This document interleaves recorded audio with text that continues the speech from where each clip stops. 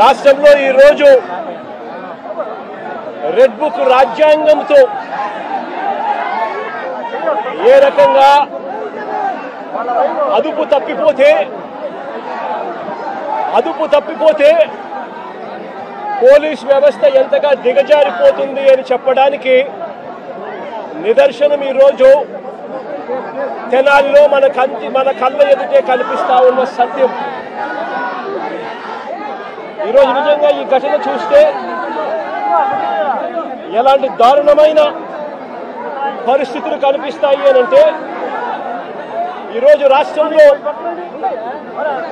జరుగుతా ఉన్న అనేక సంఘటనలు ఒకసారి గమనించినట్లయితే ఆ ప్రతి సంఘటన కూడా ఏ రకంగా చంద్రబాబు నాయుడు గారు ఆయన పార్టీ రెడ్ బుక్ రాజ్యాంగం తీసుకొని వచ్చి పోలీసు వ్యవస్థను దుర్వినియోగం చేస్తూ తనకు వ్యతిరేకంగా ఏ గొంతు వినిపించినా కూడా ఆ గొంతును అణగదొక్కే కార్యక్రమంలో భాగంగా ఏ రకంగా చంద్రబాబు నాయుడు గారు దగ్గరుండి వైఎస్ఆర్సీపీకి సంబంధించిన మాజీ మంత్రుల మీద, మాజీ ఎమ్మెల్యేల మీద, నాయకుల మీద, కార్యకర్తల మీద, సోషల్ మీడియా కార్యకర్తల మీద ఏ రకంగా తప్పుడు కేసులు పెడతా ఉన్నాడు, ఏ రకంగా తప్పుడు సాక్ష్యాలు సృష్టిస్తూ ఉన్నాడు, ఏ రకంగా వాళ్ళని జైళ్ళల్లో పెడతా ఉన్నారు, ఏ రకంగా చట్టాన్ని చేతిలోకి తీసుకోవడం ఒక పరిపాటిగా మారిపోయింది అనడానికి ఈరోజు రాష్ట్రంలో జరుగుతూ ఉన్న రెడ్ బుక్ రాజ్యాంగం మన కళ్ళ ఎదుటే కనిపిస్తూ ఉన్న సత్యం. ఆ రకంగా రెడ్ బుక్ రాజ్యాంగాన్ని ఉపయోగపెడుతూ అదుపు తప్పిపోతే పోలీస్ వ్యవస్థ, ఆ పోలీస్ వ్యవస్థ ఎలాంటి వికృత రూపం దాలుస్తుంది అని చెప్పడానికి నిదర్శనం ఈరోజు తెనాలిలో జరిగిన ఘటన.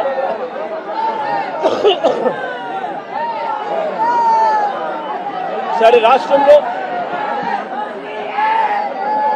ఇంత భయానక పరిస్థితుల మధ్య తెనాలిలో అసలు ఏం జరిగింది, తెనాలి ఘటన ఎందుకింత అన్యాయమైన ఘటన అని చెప్పి ఒకసారి లోతుల్లోకి అందరం కలిసికట్టుగా పోదాం.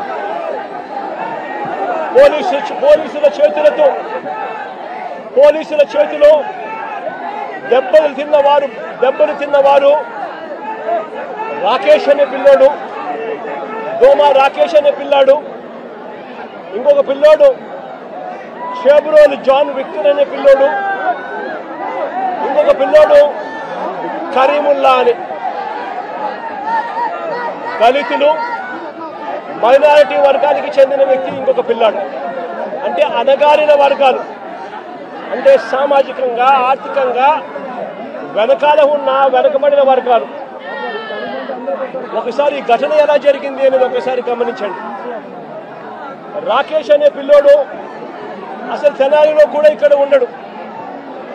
తాను జొమాటో అనే కంపెనీలో ఉద్యోగస్తుడు. హైదరాబాద్లో తాను పనిచేస్తూ ఉన్నాడు. హైదరాబాద్లో పనిచేస్తూ ఉన్న ఈ రాకేష్ అనే పిల్లాడు, జొమాటో అనే కంపెనీలో పనిచేస్తూ ఉన్న ఈ రాకేష్ అనే పిల్లోడు తనకు ఏదో పాత కేసుకు సంబంధించి, వీళ్ళంతా యంగ్స్టర్స్, చిన్ననాటి సమయంలో వీళ్ళకి ఏదో పాత గొడవలు, పాత ఏదో గొడవల నేపథ్యంలో ఉన్న కేసుల మధ్య ఈ పిల్లాడికి సంబంధించిన ఒక పాత కేసులో వాయిదా కోసం మాత్రమే ఈ పిల్లాడు తెనాలికి వచ్చినాడు.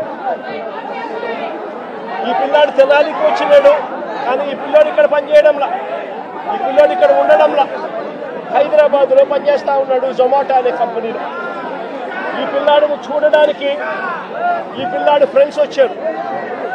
ఈ పిల్లాడు కూడా పాలిటెక్నిక్ మెకానికల్ చదివిన పిల్లాడు.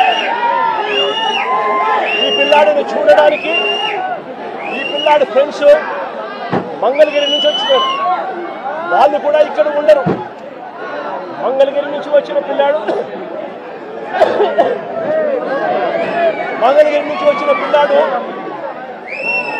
విక్టర్ అనే పిల్లాడు ఈ విక్టర్ అనే పిల్లాడు జూనియర్ అడ్వకేట్.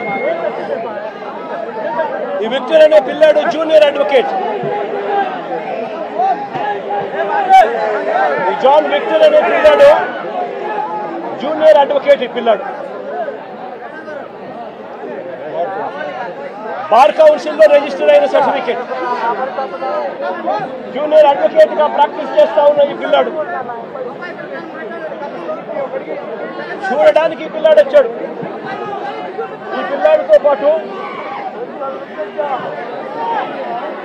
పిల్లాడితో పాటు మంగళగిరి నుంచి కరీముల్లా అనే పిల్లాడు, ఇంకొక యంగ్స్టర్ 21 సంవత్సరాలు. ఆ పిల్లాడు ఇంకొక యంగ్స్టర్ అక్కడ తాను స్థలాల్లో ఉండడు, తాను కూడా మంగళగిరిలో ఉంటాడు. ఈ Babulal otherwise known as Karimullah ఒక మెకానిక్ పిల్లాడు. ఈ పిల్లాడు కూడా ఫ్రెండ్ కాబట్టి తాను చూడడానికి వచ్చాడు. వీళ్ళు ముగ్గురు స్నేహపూరితంగా కలవడానికి వస్తే ఇక్కడ వీళ్ళు వచ్చే టయానికి ఇదే ఐతానగర్లో అంబేద్కర్ విగ్రహం వద్ద, ఇదే ఐతానగర్లో అంబేద్కర్ విగ్రహం వద్ద అదే సమయంలో సివిల్ డ్రెస్ లో ఉన్న తాను కానిస్టేబుల్ అనే సంగతి కూడా ఎవరికి తెలియదు. తాను సివిల్ డ్రెస్ లో తాను ఉన్నాడు. ఆ కానిస్టేబుల్ ఎవరితోనో గొడవ పడతా ఉన్నాడు.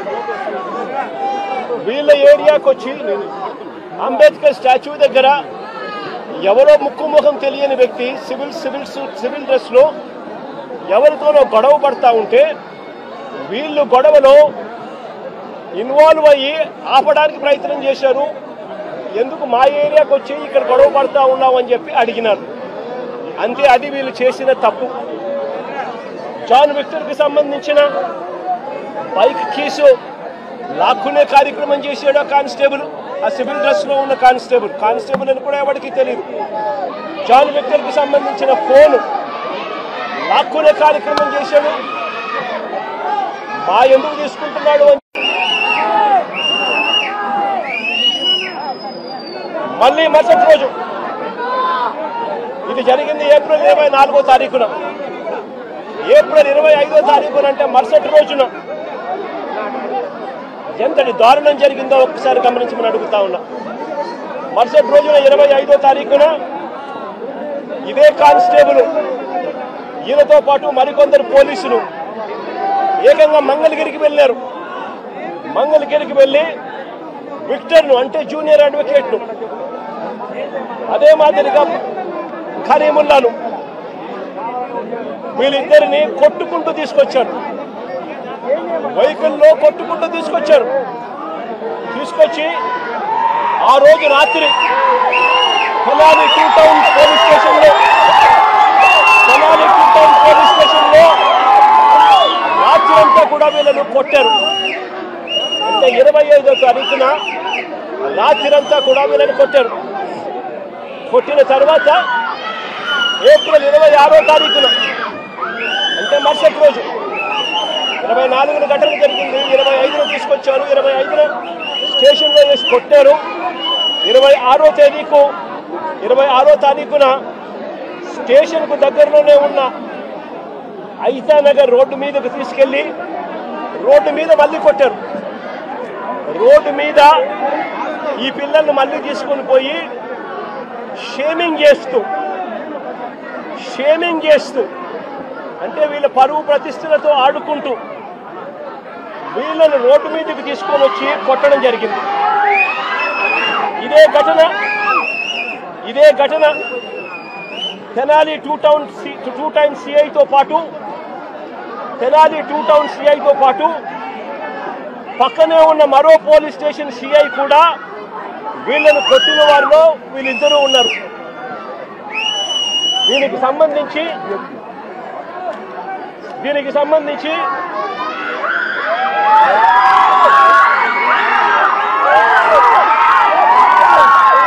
ఆ రోజు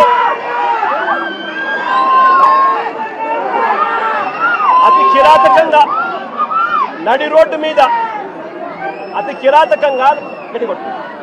కిరాతకంగా నడి రోడ్డు మీద వీళ్ళ పరువు ప్రతిష్టను తీస్తూ నడి రోడ్డు మీద అతి కిరాతకంగా పోలీసులు కొట్టిన తీరు ఇది.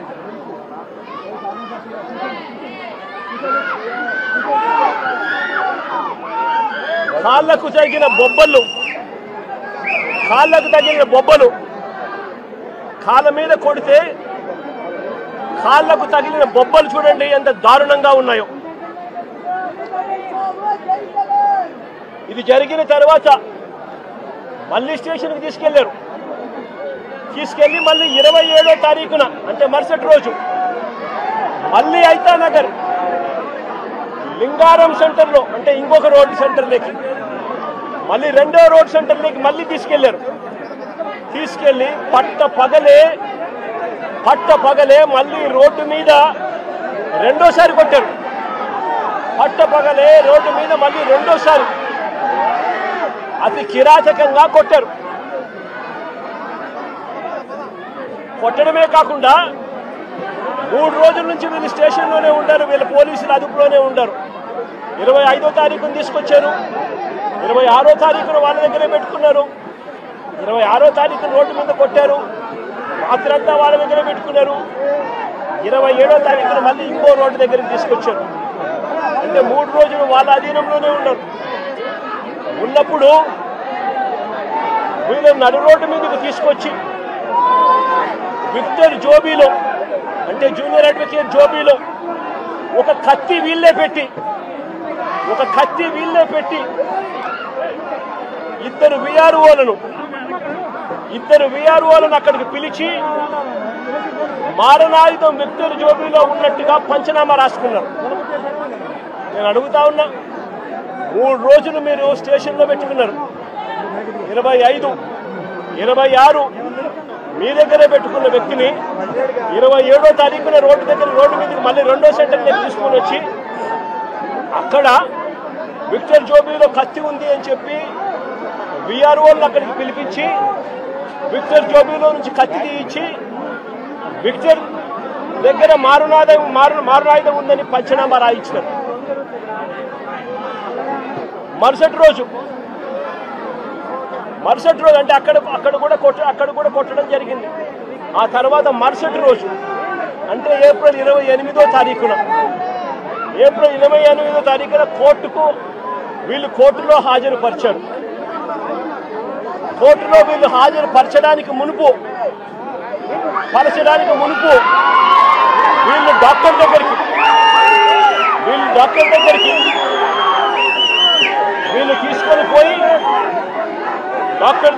తీసుకొని పోయి డాక్టర్ దగ్గర వీళ్ళు ఇంత దారుణంగా దెబ్బలు తగిన వ్యక్తులు ఇంత దారుణంగా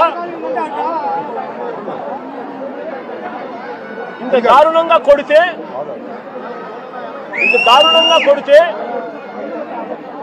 పాదాలు ఇంత దారుణంగా దెబ్బతింటే డాక్టర్ దగ్గర ఎలాంటి దెబ్బలు తగలలేదు అని చెప్పి డాక్టర్ దగ్గర వీళ్ళు సర్టిఫికెట్లు తీసుకొని వీళ్ళు 28వ తారీఖున కోర్టులో హాజరుపరుస్తారు. నేను అడుగుతా ఉన్నా, పోలీసులు కొట్టారని గాయాలు ఉన్నాయని జడ్జి గారికి చెప్తే మళ్ళీ ఎస్పీ ఆఫీసుకు తీసుకెళ్లి కరెంటు షాక్ ఇస్తామని చెప్పి కూడా పోలీసులు బెదిరించారు. నేను అడుగుతా ఉన్నా, ఏ సమాజంలో మనం ఉన్నాము అని చెప్పి. ఏప్రిల్ 24వ తారీఖున తనపై హత్యాయత్నం చేశారని కానిస్టేబుల్ మరుసటి రోజు ఉదయం 10 గంటల వరకు ఎందుకు ఆగారు అని అడుగుతా ఉన్నా. పోలీసులు చెప్పే మాటలు వాస్తవమే అయితే 24వ తారీఖున ఘటన జరిగితే మరుసటి రోజు 25వ తారీఖున పొద్దున 10 గంటల దాకా తనపై హత్యాయత్నం చేయడానికి ప్రయత్నం జరిగింది అని పోలీస్ కానిస్టేబుల్ ఎందుకు మరుసటి రోజు ఉదయం వరకు ఎందుకు ఆగారు, ఎందుకు చెప్పలేదు అని అడుగుతా ఉన్నా. పైగా ఈ పోలీస్ స్టేషన్ కేవలం కిలోమీటర్ దూరంలో ఈ అంబేద్కర్ విగ్రహానికి ఎక్కడైతే ఘటన జరిగిందో అక్కడికి కేవలం కిలోమీటర్ దూరంలోనే పోలీస్ స్టేషన్ ఉంది. నేను అడుగుతా ఉన్నా, అసలు సివిల్ డ్రెస్లో ఆ ముగ్గురు దగ్గర సివిల్ డ్రెస్లో కానిస్టేబుల్ ఈ అంబేద్కర్ విగ్రహం దగ్గరికి ఎందుకు వచ్చాడు? అడుగుతా ఉన్నా, లాజికల్ క్వశ్చన్. వచ్చిన ఈ కానిస్టేబుల్ ఈ ముగ్గురు పిల్లలతో ఎందుకు గొడవ పడ్డాడు అని అడుగుతా ఉన్నా.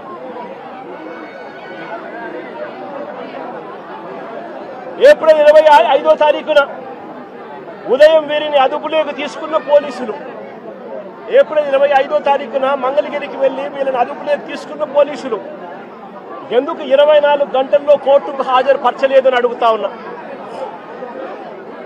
ఎవరినైనా అరెస్ట్ చేస్తే 24 గంటల్లో కోర్టు ముందర హాజరుపరచాలి అని చట్టం చెప్తా ఉన్నప్పుడు ఎందుకు 24 గంటల్లో హాజరుపరచలేదు అని చెప్పి ఇదే పోలీసులను గట్టిగా నిలదీస్తూ అడుగుతా ఉన్నా.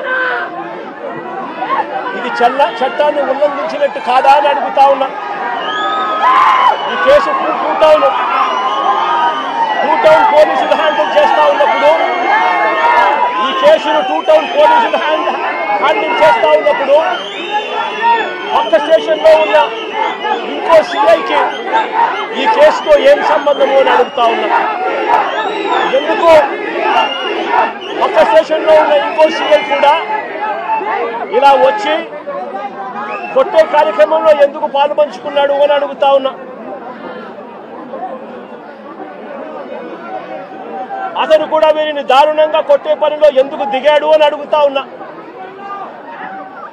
కోర్టు కన్నా ముందు, కోర్టుకు ప్రవేశపెట్టే ముందు వీరిని హాస్పిటల్కు ఎందుకు తీసుకెళ్లారు అని అడుగుతా ఉన్నా. కోర్టుకు ప్రవేశపెట్టే ముందు వీరిని హాస్పిటల్కు ఎందుకు తీసుకొని పోవాల్సి వచ్చింది అని అడుగుతా ఉన్నా. కోర్టుకు పరిచే ముందు ప్రభుత్వ హాస్పిటల్కు ఈ ముగ్గురిని తీసుకెళ్లినప్పుడు తనను పోలీసులు కొట్టారని, గాయాలు కూడా ఉన్నాయని వీళ్ళు పదే పదే ఆ గాయాలను చూపుతూ డాక్టర్లను అడిగితే అక్కడి డాక్టర్లు ఎందుకు నోట్ చెయ్యలేదు అని అడుగుతా ఉన్నా. ఇంతటి దారుణంగా కొట్టినప్పటికీ, ఇంతటి దారుణంగా గాయాలు కనిపిస్తా ఉన్నప్పటికీ ఎందుకు డాక్టర్లు దాన్ని నోట్ చేయలేదు అని అడుగుతా ఉన్నా. అంటే కేవలం మెడికో లీగల్ కేసు అవుతుంది అని, కేవలం మెడికో లీగల్ కేసు అవుతుంది అని, మెడికో లీగల్ కేసు కాకుండా పోలీసులు డాక్టర్ను కూడా ఈధర్ బెదిరించాలి, లేదా డాక్టర్ కూడా ప్రలోభాలకు లోనయ్యన్నా ఉండాలి. ఏప్రిల్ 26వ తారీఖున నడి రోడ్డుపై ఈ ముగ్గురిని వీళ్ళు ఇలా కొడుతూ ఉంటే నెల రోజుల తర్వాత ఈ వీడియో బయటకు వచ్చింది. రికార్డు చేసింది కూడా పోలీసులే. ఈ వీడియో రికార్డు చేసింది కూడా పోలీసులే. పోలీసులకు జరుగుతా ఉన్న అన్యాయాల మధ్య పోలీసుల్లో కూడా కొంతమంది జరుగుతా ఉన్న అన్యాయాన్ని జీర్ణించుకునే పరిస్థితి లేక పోలీసులు కూడా, మంచివారైన పోలీసులు ఈ వీడియోను విడుదల చేయడం జరిగింది. నేను అడుగుతా ఉన్నా, ఇంత జరిగినా కూడా ఒకవైపున చట్టాన్ని ఉల్లంఘించింది పోలీసులే, ఒకవైపున చట్టాన్ని అపహాస్యం చేసింది పోలీసులే, మరోవైపున పోలీసులే వీరిని అబాసుపాలు చేస్తూ, వీరి కుటుంబ గౌరవాన్ని మంట కలుపుతూ, ఒకవైపున చేయకూడని పనులన్నీ పోలీసులు చేసి ఆ తర్వాత వీరి మీద ముద్ర వేస్తా ఉన్నారు. వాళ్ళు చేసిన పనిని జస్టిఫై చేసుకునే దానికోసం ఈ పిల్లల మీద వీళ్ళు ముద్ర వేస్తా ఉన్నారు. సంఘ విద్రోహ శక్తులుగా, నేరస్తులుగా, గంజాయి బ్యాచ్గా, రౌడీలుగా వీళ్ళ మీద బురద వేసే కార్యక్రమం చేస్తా ఉన్నారు. నేను అడుగుతా ఉన్నాను ఒకటే, ఆ పాత కేసులకు దీనికి ఈ ఘటనకు ఏం సంబంధమో అని అడుగుతా ఉన్నా. వీరి మీద ఏదైనా గతంలో ఏదైనా కేసులు ఉండొచ్చేమో నాకు తెలియదు. కానీ ఆ పాత కేసులకు ఈ ఘటనకు ఏం సంబంధం అని అడుగుతా ఉన్నా. ఈ ఘటనలో జరిగింది ఏమిటి అని అడుగుతా ఉన్నా. ఈ జరిగిన ఘటన పాత కేసులకు ఏం సంబంధం అని అడుగుతా ఉన్నా. ఈ జరిగిన ఈ ఘటనలో ఏకంగా దౌర్జన్యంగా వాళ్ళ ఇళ్ళకి తీసుకొని పోయి వాళ్ళ ఇళ్లలో నుంచి వాళ్ళని లాక్కొని వచ్చి వాళ్ళని దారుణంగా కొట్టి రోడ్డు మీద కూడా కొట్టి షేమింగ్ చేసి వాళ్ళని ఇంత దారుణంగా చేస్తూ ఉన్నారు. నేను అడుగుతా ఉన్నాను ఒకటి, ఇలా వక్రీకరించి వ్యక్తిత్వ హరణం చేస్తూ తప్పును ఒప్పుగా చూపించే ప్రయత్నం చేస్తా ఉన్నా ఇదే పోలీసులను అడుగుతా ఉన్నా, ఇక్కడే ఉన్న పోలీసులను అడుగుతా ఉన్నా. విక్టరు ఒక న్యాయవాది, జూనియర్ అడ్వకేట్ కాదా అని అడుగుతా ఉన్నా.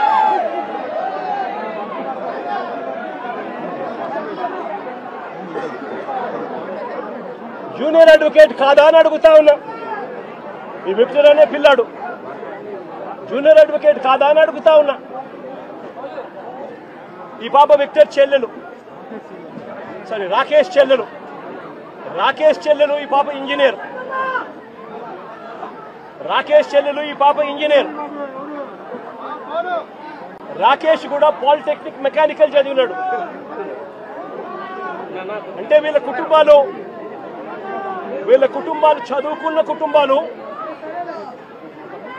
చదువుకున్న కుటుంబాల్లో నుంచి వచ్చిన వాళ్ళు మరి ఇలాంటి వాళ్ళ పరువును తీస్తూ నడి రోడ్డు మీద వాళ్ళను కొట్టడం అన్నది, వాళ్ళను పబ్లిక్ షేమింగ్ చేయడం అన్నది ధర్మమేనా అని అడుగుతా ఉన్నా. నిజంగానే పోలీసులు చెప్తాన్నట్టుగానే వీళ్ళు ఇంతటి దారుణమైన బ్యాక్గ్రౌండే కనుక వీళ్ళకు ఉండింటే, పోలీసులు చెప్తా ఉన్న మాటలు వాస్తవమే అయ్యుంటే, నేను ఒక క్వశ్చన్ సూటుగా అడుగుతా ఉన్నా. అసలు మంగళగిరి తెనాలి వారు కూడా కాదు ఇక్కడ, వీళ్ళు మంగళగిరి వారిని తెనాలికి తీసుకువచ్చి ఇక్కడ కొట్టారు అనంటే దాని అర్థం ఏమిటి? మంగళగిరి వారిని తెనాలికి తీసుకొచ్చి ఇక్కడ కొట్టారంటే దాని అర్థం ఏమిటి? అంటే దాని అర్థం పోలీసులు చెప్తా ఉన్నటన్ని అవాస్తవాలు అని చెప్పడానికి ఇంతకన్నా నిదర్శనం అవసరమా అని అడుగుతా ఉన్నా. మంగళగిరి వాళ్ళని తెనాలికి తీసుకొని వచ్చి తెనాలి పోలీసులు కొట్టారు అనంటే దాని అర్థం మంగళగిరిలో ఉన్న వీళ్ళపై ఉన్న కేసులు పెద్ద కేసులు కావనే కదా దాని అర్థం. అవన్నీ వక్రీకరిస్తూ వీళ్ళు ఇప్పుడు వాడుకుంటున్నారనే కదా దాని అర్థము. మరో వ్యక్తి కరీముల్లా మెకానిక్. అసలు ఈ పిల్లాడు 21 సంవత్సరాలు. ఈ పిల్లాడి మీద ఎలాంటి కేసులు లేవు, అసలు ఎలాంటి కేసులు లేవు ఈ పిల్లాడి మీద. ఇంకో ఆశ్చర్యకరమైన విషయం ఏమిటో తెలుసా? ఈ ముగ్గురి మీద కూడా అంటే రాకేష్ మీద, విక్టర్ మీద, కరీముల్లా మీద, ఈ ముగ్గురి మీద కూడా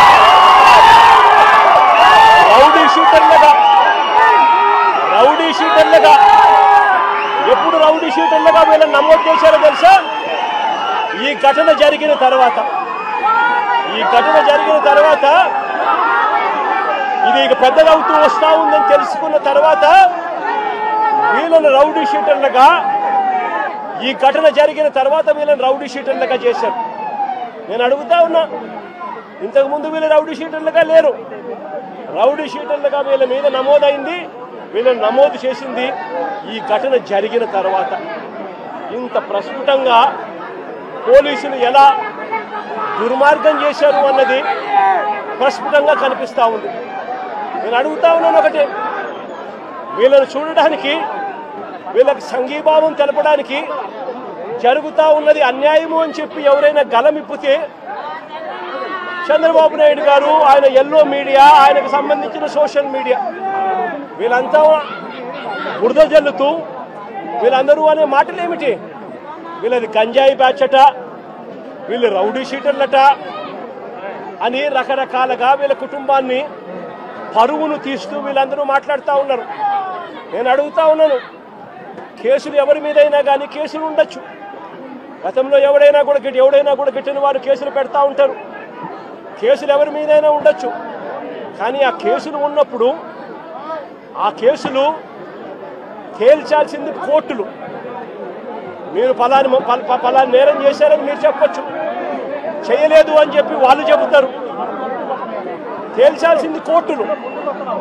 మరి అలాంటి కోర్టులకు ఇవ్వాల్సిన అధికారం పోలీసులే తీసుకోవడం ధర్మమేనా అని అడుగుతా ఉన్నా. అంటే పోలీసులే అబాండాలు వేస్తారు, పోలీసులే జడ్జిమెంట్ కూడా ఇస్తారు. మరి ఇలా చేయగలిగే నైతికత పోలీసులకు ఉందా అని అడుగుతా ఉన్నా. ఇలా చేయడం ధర్మమేనా అని అడుగుతా ఉన్నా. చంద్రబాబు నాయుడు గారి మీద ఇదే పోలీసులు చెప్పే లాజిక్కే, ఇదే సోషల్ మీడియాలో తెలుగుదేశం పార్టీకి సంబంధించిన వాళ్ళు దొంగ పోస్టులు పెడతా ఉన్న తీరునైతేనేమి, ఇదే ఈనాడు, ఆంధ్రజ్యోతి, TV5 లాంటి మీడియాలు ఎల్లో మీడియాలు నడుపుతా ఉన్న కథనాలు అయితేనేమి, వీళ్ళ మీద కేసులున్నాయని నేను అడుగుతా ఉన్నా. ఇదే చంద్రబాబు నాయుడు మీద 24 కేసులున్నాయి.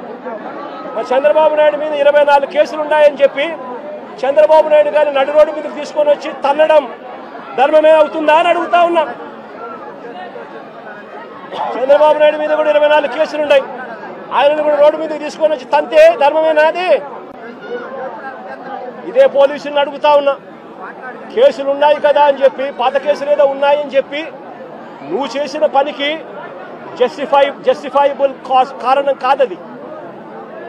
కేసులు ఉంటే ఆ కేసులు తేల్చాల్సింది కోర్టులు. మీరు ఆరోపణ చేస్తారు, అది న్యాయం కాదు అని చెప్పి వాళ్ళ అవతల కోర్టుల్లో ఆర్గ్యూ చేస్తారు. జడ్జి కేసు వింటాడు, జడ్జి తీర్పునిస్తాడు. అంతేకాని పోలీసులు ఇలా కేసులు గతంలో ఉన్నాయి కదా అని చెప్పి తీసుకొని వచ్చి నడి రోడ్డు మీద వాళ్ళను నిల్చోబెట్టి వాళ్ళ కుటుంబ పరువును తీస్తూ వాళ్ళను షేమింగ్ చేసే కార్యక్రమం పోలీసులకు లేనే లేదు. ఈ మధ్య కాలంలో జరిగిన అనేక ఘటనలు, రాకేష్ అనే పిల్లాడు, ఇది రాకేష్ అనే పిల్లాడికి సంబంధించిన కాలుకు సంబంధించిన ఎక్స్రే. అంటే నా పక్కనున్న పాప వాళ్ళ అన్న, నా పక్కనున్న పాప ఇంజనీర్, వాళ్ళ అన్న రాకేష్ పాలిటెక్నిక్ మెకానికల్. ఆ పిల్లాడికి సంబంధించిన కాలుకు సంబంధించిన ఎక్స్రే. ఇలా కాలు ఇరిగిపోయింది, లోపల రాడ్ ఉంది, రాడ్ పెట్టి ఆ రాడ్కు కాలును ముడేసి డాక్టర్లు ఈ మాదిరిగా ఉన్న పరిస్థితిని చూస్తే పోలీసులు ఆ కాలు మీద కాలు పెట్టి నడి రోడ్డు మీద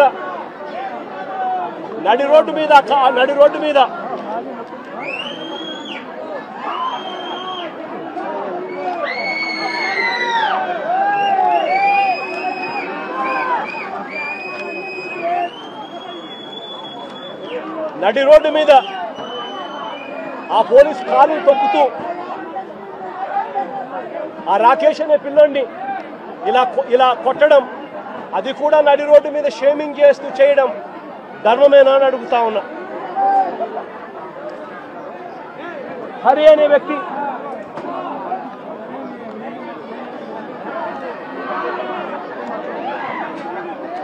హరికృష్ణ అనే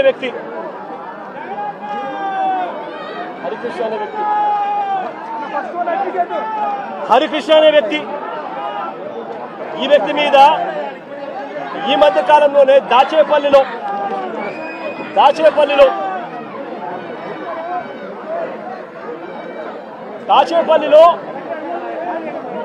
హరికృష్ణ అనే వ్యక్తిని తప్పుడు కేసు పెట్టి ఈ మధ్య కాలంలోనే దారుణంగా సిఐ క్వార్టర్స్ లో పడేస్తే, ఇంత దారుణంగా కొట్టి పడేస్తే వారి తల్లిదండ్రులు, గ్రామస్తులు వచ్చి ఆందోళన చేసి ఈ పిల్లాడిని రక్షించుకున్నారు. ఈ కేసులో కూడా ఎలాంటి గాయాలు జరగలేదని, ఎలాంటి గాయాలు ఆ పిల్లాడికి రాలేదని డాక్టర్లు దొంగ సర్టిఫికెట్ కూడా ఇప్పించుకున్నారు. ఆ పిల్లాడు ఈ రోజు కూడా నడవలేని పరిస్థితిలోనే ఆ పిల్లాడు ఉన్నాడు.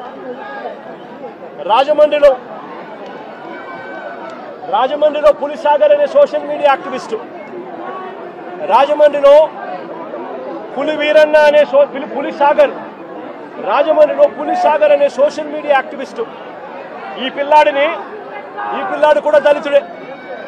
ఈ పిల్లాడిని కూడా ఇదే మాదిరిగానే పోలీస్ స్టేషన్లో అగ్ననగ్నంగా ఈ పిల్లాడిని రాత్రంతా పెట్టారు. రాత్రంతా చిత్రహింసలు పెట్టారు. పోలీసులా వీళ్ళు రాక్షసులని అడుగుతా ఉన్నాం. సోషల్ మీడియాలో ఈ పిల్లాడు క్వశ్చన్ చేసిన దానికి ఈ పిల్లాడి పరిస్థితి రాజమండ్రిలో ఇది. ఆడపిల్లలను కూడా చూడకుండా సుధారాణి అనే వైఎస్ఆర్సీపీకి సంబంధించిన యాక్టివిస్టు, కృష్ణవేణి అని వైఎస్ఆర్సీపీకి సంబంధించిన ఇంకొక మహిళా యాక్టివిస్టు, వీళ్ళిద్దరూ కూడా ఆడపిల్లలను కూడా చూడకుండా నెలలు రకరకాల పోలీస్ స్టేషన్లు వీళ్ళని తిప్పారు. రకరకాల పోలీస్ స్టేషన్లలో వీళ్ళ మీద కేసులు నమోదు చేస్తూ వీళ్ళను తిప్పుకుంటూ వచ్చారు. నేను అడుగుతా ఉన్నా, డెమోక్రసీలో మనం ఉన్నామా లేదా అన్నది ప్రజలందరూ కూడా ఆలోచన చేయాలని అడుగుతా ఉన్నా. నేను అందరినీ కూడా రాష్ట్ర వ్యాప్తంగా కూడా ఇలాంటి ఘటనలు జరుగుతూ ఉన్నాయి. పోలీసులు తెలుగుదేశం పార్టీకి సంబంధించిన రెడ్ బుక్ రాజ్యాంగాన్ని అమలు చేయడంలో నిమగ్నమై ఉన్నారు. మొట్టమొదటిసారిగా రాష్ట్రంలో ఈరోజు చూస్తూ ఉన్నాం. తెలుగుదేశం పార్టీ సాక్షాత్తు సిఐల్ని, సాక్షాత్తు డిఎస్పీల్ని, సాక్షాత్తు ఎస్ఐలను ఉపయోగించుకుంటూ పోలీసులను కలెక్షన్ ఏజెంట్లుగా వాడుకుంటా ఉన్నారు. ఎమ్మెల్యేలు వ్యాపారం చేస్తారు. మద్యం దగ్గర నుంచి, ఇసుక దగ్గర నుంచి, మట్టి దగ్గర నుంచి, నియోజకవర్గంలో జరుగుతూ ఉన్న ప్యాకాట క్లబ్బుల నుంచి అన్నింటిలోనూ కూడా ఎమ్మెల్యేల దగ్గరుండి నడిపిస్తారు. పోలీసులు దగ్గరుండి వాళ్ళకు ప్రొటెక్షన్ ఇస్తారు. దగ్గరుండి పోలీసులు వాళ్ళ దగ్గర నుంచి మామూలు వసూలు చేస్తూ ఉన్నారు. మామూలు వసూలు చేసి పోలీసులు ఇంత, ఎమ్మెల్యేలు ఇంత, చంద్రబాబుకి ఇంత, లోకేష్కి ఇంత అని చెప్పి పంపకాలు జరుగుతూ ఉన్నాయి. రాష్ట్ర వ్యాప్తంగా ప్రతి నియోజకవర్గంలో ఇదే జరుగుతూ ఉన్నాయి. ప్రతి గ్రామంలోనూ బెల్ట్ షాపులు కనిపిస్తూ ఉన్నాయి. ప్రతి మందు షాప్ పక్కన పర్మిట్ రూములు లేకుండా ఇల్లీగల్ పర్మిట్ రూములు కనిపిస్తూ ఉన్నాయి. ప్రతి పర్మిట్ రూమ్కు డబ్బులు తీసుకుంటా ఉన్నారు. ప్రతి బెల్ట్ షాప్కు పోలీసులు డబ్బులు తీసుకుంటా ఉన్నారు. ఎమ్మెల్యేలకు డబ్బులు ఇస్తున్నారు. చంద్రబాబు నాయుడు గారికి ఇంత, లోకేష్కి ఇంత కలెక్షన్లు జరుగుతూ ఉన్నాయి. ఇసుక, ప్యాకాట, మట్టి, సిలికా, క్వాడ్స్, లాటరైటు ఏది వదలకోకుండా నియోజకవర్గంలో ప్రతిదీ కూడా వసూళ్లు కార్యక్రమం జరుగుతూ ఉన్నాయి. నేను అడుగుతా ఉన్నా, అసలు రాష్ట్రంలో ఇలాంటి పాలన జరిగేటప్పుడు పోలీసులను ఉపయోగించి యూనిఫామ్ తొడిగి వాళ్ళను దొంగల ముఠాలో భాగస్థులుగా చేసి వాళ్ళను వాడుకొని రెడ్ బుక్ రాజ్యాంగం నడుపుతా ఉన్న ఈ రాష్ట్రంలో లా అండ్ ఆర్డర్ అనేది ఉందా అని చెప్పి నేను గట్టిగా ప్రశ్నిస్తూ అడుగుతా ఉన్నా. నేను ఒకటే చెప్తా ఉన్నా, ఈరోజు ఈ పిల్లలకు జరిగిన అన్యాయం ఏదైతే ఉందో, నేను ఈ పిల్లల్ని వెనకేసుకొని రావడం లేదు. పిల్లలు అన్నాక వీళ్ళు వయసులో ఉన్నప్పుడు ఏదేదో కేసులు పడిండొచ్చు, గొడవలు జరిగిండొచ్చు, కేసులు పడిండొచ్చు, కేసులు ఉండిండొచ్చు. ఆ కేసుల్లో ఎవరిది న్యాయము, ఎవరిది ధర్మము అని చెప్పి నాకు తెలియదు. నేను దాన్ని వెనకేసుకొని రావడం లేదు. కానీ ఒక పద్ధతి అనేది ఒకటి ఉంది అనేది మాత్రం ఖచ్చితంగా చెప్తా ఉన్నా. ఆరోపణలు చేసే వ్యక్తులే జడ్జిల కింద మారిపోకూడదు అని మాత్రం గట్టిగా చెప్తా ఉన్నా. ఆరోపణలు చేయడం మీద ఆరోపణలు మీరు చేసినప్పుడు జడ్జిలుగా ఉన్న కోర్టులు ఇరువైపులా వాదనలు విన్న తర్వాత ఎవరిది అన్యాయము, ఎవరిది న్యాయము అని చెప్పి వాళ్ళు కోర్టుల్లో తీర్పులు ఇస్తారు. ఆ తీర్పు ఇచ్చేదాకా కేసులున్న ప్రతి ఒక్కరూ ముద్దాయి అయిపోడు అన్నది మాత్రం ఖచ్చితంగా గట్టిగా చెప్తా ఉన్నా. అలా కేసులు గతంలో ఉన్నాయి అని చెప్పి ఒక కారణం చూపించి నడి రోడ్డు మీద తీసుకొని వచ్చి నడి రోడ్డు మీద వాళ్ళ కుటుంబాన్ని, వాళ్ళ పరువు ప్రతిష్టలను, వాళ్ళందరినీ కూడా పరువు ప్రతిష్టలను మట్టి కలుపుతూ నడి రోడ్డు మీద వాళ్ళని కొట్టే అధికారం పోలీసులకు ఎవరిచ్చారు అని మాత్రం గట్టిగా ప్రశ్నిస్తూ అడుగుతా ఉన్నా. ఇప్పుడు ఈ పాప పెళ్లి కావాల్సిన పాప, ఈ పాప ఇంజనీర్, ఇదే కుటుంబంలో ఉంది.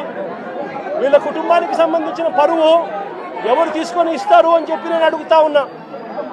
ఈ రకంగా వీళ్ళ కుటుంబాలతో ఆడుకోవడం ధర్మమేనా అని మాత్రం ఖచ్చితంగా అడుగుతా ఉన్నా. రాకేష్ చెల్లెలు engineer, Victor junior advocate, Victor చెల్లెలు కూడా ఇంజనీర్, విక్టర్ వాళ్ళ నాన్న